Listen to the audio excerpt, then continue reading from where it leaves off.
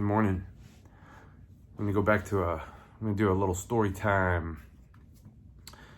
And we are going to tell a story of a 27-year-old skeleton in the closet. So let's go back to, I don't even know what year this was. I was 27 years old. I think this was like 2010, 11, definitely somewhere in that time frame. I was working a late night on my computer at home. I was laying in bed, and I had a little Facebook Messenger thing down on the bottom that was popped up on the computer. So I'm working, and I get this little ding, this little chat pops up. And I look down, and I see this name. I kind of recognized it. I went to her page to check out who she was. And I'm friends with her, and she's from Ohio. And I kind of remembered adding her like a year or so prior to this. And she sends me a message, and she was like, "Hey, is your mom's name such and such?" And it was her maiden name. I was like, "Yeah."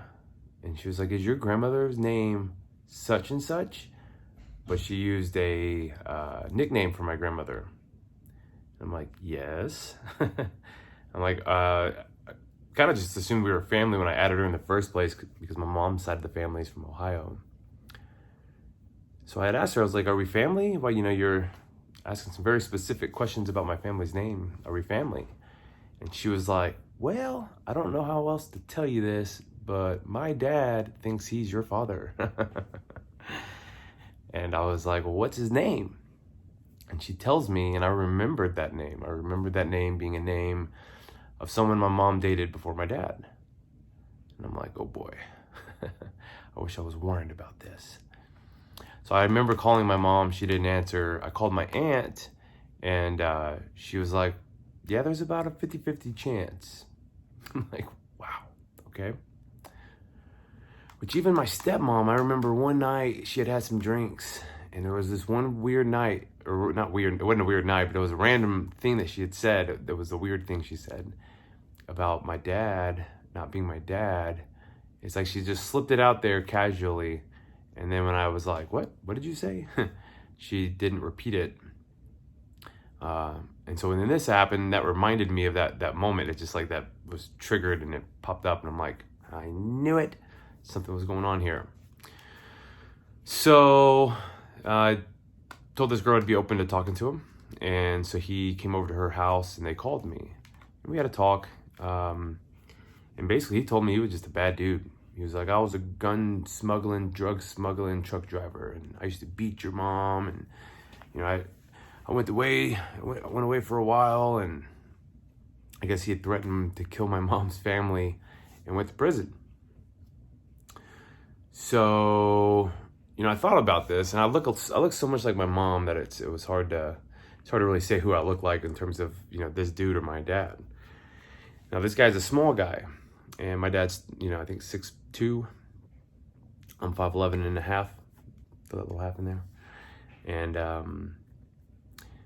I thought about getting some hair off my dad's brush and doing a DNA test just to be sure. But then I realized something. I was like, you know what? The man that raised me is my dad. No ifs, ands, or buts.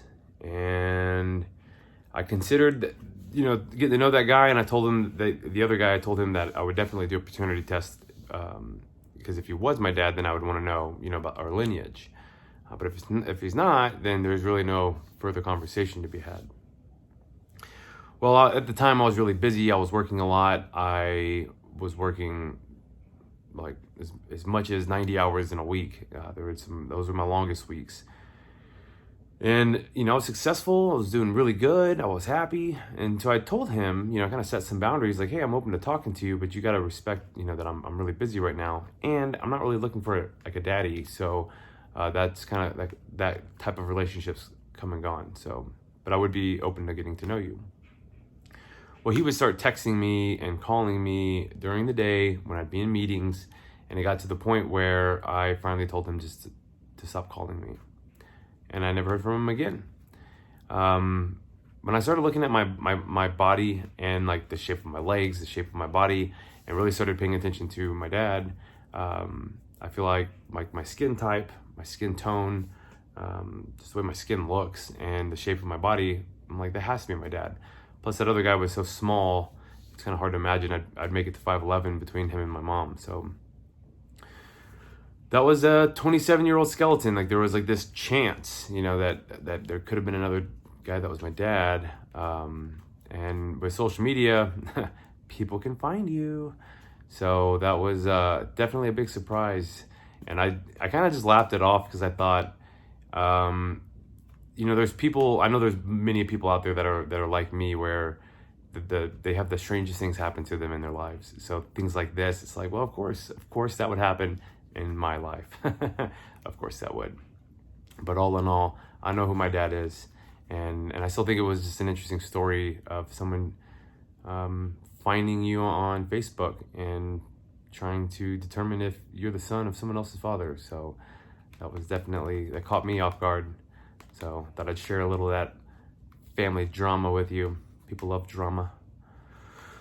Yeah, that's all I got. You know, life throws us curveballs. You know, just when you think you've got it all figured out, just when you think you know everything there is to know about your family, just when you think there's really nothing else that can surprise you, boom, you're surprised.